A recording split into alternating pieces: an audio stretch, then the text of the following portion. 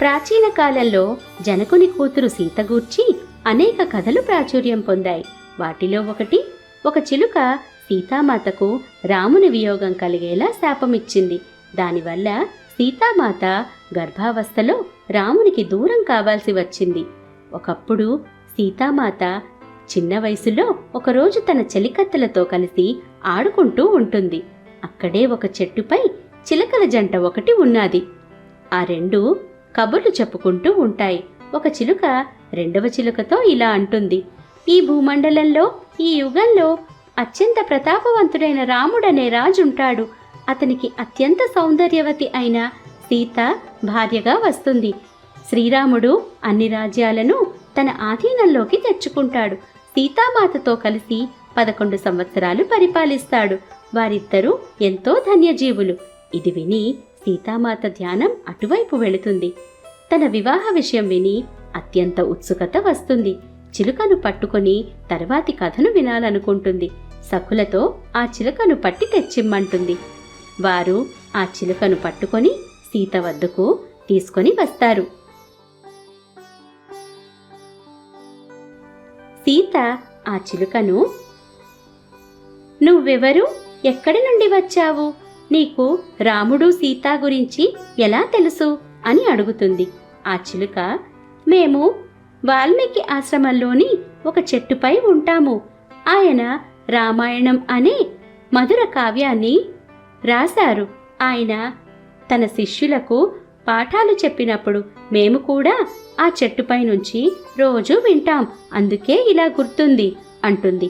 అవునా, అయితే నీకు శ్రీరాముడు సీత గురించి ఇంకా తెలిసే ఉంటుందే. కొంచెం కొంచెం తెలుసు. సరే, అయితే ఇంకేం తెలుసు చెప్పు. చిలుక, శ్రీరాముడు తన 3 తమ్ముళ్ళు లక్ష్మణుడు, భరతుడు, శత్రుఘ్నుడు వీళ్లను తీసుకొని మిథులకు వస్తాడు. జనక మహారాజు వద్దనున్న శివధనస్సును వంచి సీతాదేవిని వివాహం చేసుకుంటాడు. ఆయన 3 సోదరుల వివాహం కూడా మిథులలోనే జరుగుతుంది. చిలుక మాటలు సీతకెంతో నచ్చుతాయి. నీ మాటలు ఎంతో బావున్నాయి, నాకు చాలా నచ్చాయి. శ్రీరాముని గూర్చి ఇంకా చెప్పు అంటుంది. ఆమె ఉత్సుకత చూసిన చిలుక ఈమె జనకుని కుమార్తె సీత అని అర్థం చేసుకుంటుంది. కానీ ఏమీ తెలియలేనట్లు శ్రీరాముని వర్ణించడానికి మాటలు సరిపోవు. ఆయన సకల గుణ సంపన్నుడు. జనకనందిని సీత ఎంతో అదృష్టవంతురాలు. ఆయనతో ఎన్నో ఏళ్ళు సంతోషంగా ఉంటుంది. కానీ సుందరి, నువ్వెవరు, వారిద్దరి గురించి ఎందుకు అడుగుతున్నావు అని అంటుంది.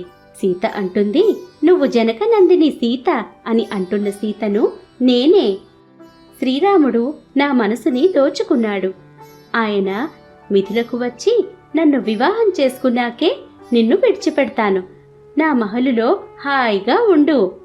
సీతాదేవి మాటలు విన్న చిలుక కంగారు పడుతుంది. సీతతో, మేము అడవిలో ఉండే పక్షులం, స్వేచ్ఛగా విహరించడానికి ఇష్టపడతాం. నీ మహలులో నేను సుఖంగా ఉండలేను. అదీ కాక నేను గర్భవతిని. నా గూటికి వెళ్ళి బిడ్డకు జన్మనిస్తాను. తర్వాత మళ్ళీ నీ దగ్గరకు వస్తాను అని చెబుతుంది. ఇంతలో చెట్టుపైనున్న భర్త చిలుక కూడా సీతతో, ఆమె గర్భవతి, మేము పక్షులము, ఇలా మేము మహలులో ఉండలేము. 2 చిలుకలు విడిచిపెట్టమని ఎంతో వేడుకుంటాయి. కానీ సీత మొండిగా ఉంటుంది.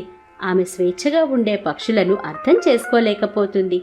చిలుకను తనతో మహలుకు తీసుకువెళ్తుంది. చిలుకకు చాలా కోపం వస్తుంది. సీతను శపిస్తుంది.